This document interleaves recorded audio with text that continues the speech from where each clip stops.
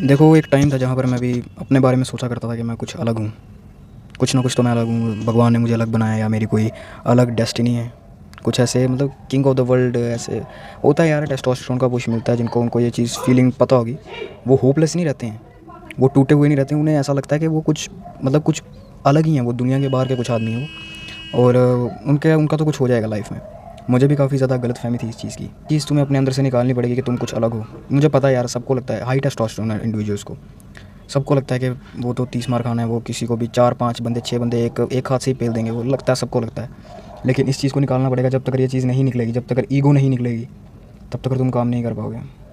और मैंने खुद से जाकर एक ऐसा काम किया जिसने मेरी ईगो को एकदम क्रश कर रख दिया। जहाँ पर तुम्हें किसी और से ऑर्डर लेने पड़ते हैं, वो तुम्हारी ईगो को तोड़ देता है।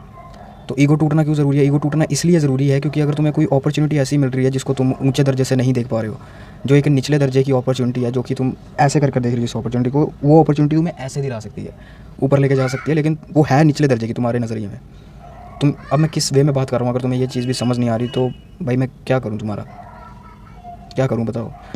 निचले दर्जे की मतलब कोई ऐसी अपॉर्चुनिटी जो तुम्हें लग रहा है कि ये काम छोटा है, ये काम छोटा है, ये मेरे दर्जे का काम नहीं है, मैं तो एकदम ऊपर एक किंग लेवल बंदा हूँ मैं, तो ये काम तो मैं नहीं करने वाला।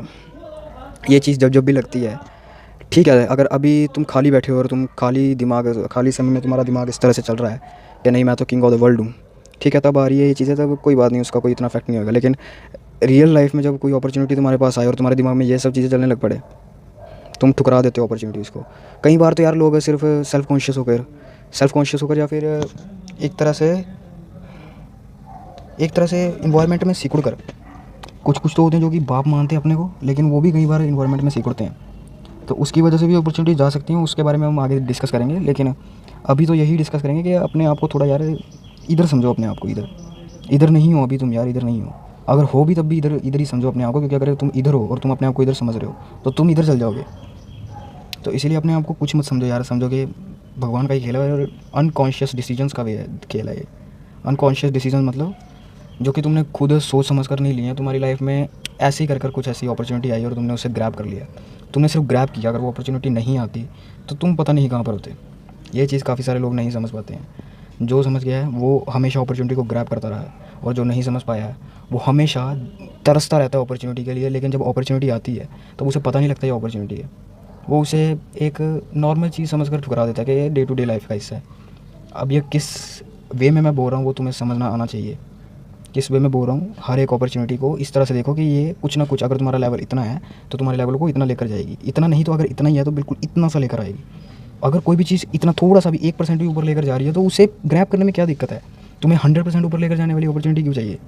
मुझे भी पहले चाहिए होती थी, और वहाँ पर मेरी साइकोलॉजी कुछ ऐसी थी कि अगर मेहनत करूँगा तो बड़ी चीज़ के लिए मेहनत करूँगा, छोटी चीज़ों के लिए मेहनत क्यों करूँ? द थिंग इज़ दैट छोटी छोटी चीज़ें जो होती हैं ना, उनमें भी कभी मेहनत कर देखना। उन छोटी चीज़ों को हासिल करने में भी मेहनत जो लगती है, वो मेहनत तुम्हारे पास अभी है नहीं ब्रदर। इसीलिए तुम यहाँ पर बैठे हुए हो जहाँ पर भी तुम स्टैंड कर रहे हो अभी रियल लाइफ में। सो इसीलिए कर देखो, फिर ही पता लगेगा कि वो अपॉर्चुनिटी का लेवल क्या तुम्हारे लेवल की थी या नहीं थी। खुद को कुछ यार वो मत समझो एक राजा, मतलब समझो कि तुम्हारी किस्मत तो लिख कर आई है ऊपर से, तुम इसी तरह से जीने वाले हो या कुछ लाइफस्टाइल है। उस चीज़ को ग्रैब करने की कोशिश करो, वरना काफ़ी सारी चीज़ें छूट जाएंगी पीछे। मेरी छूटी हैं इसलिए बता रहा हूँ, और काफ़ी कम उम्र में छूटी है उसका, इसलिए मुझे पछतावा नहीं है, क्योंकि आगे अभी बहुत टाइम पड़ा हुआ है। That's all for the day, just stay consistent.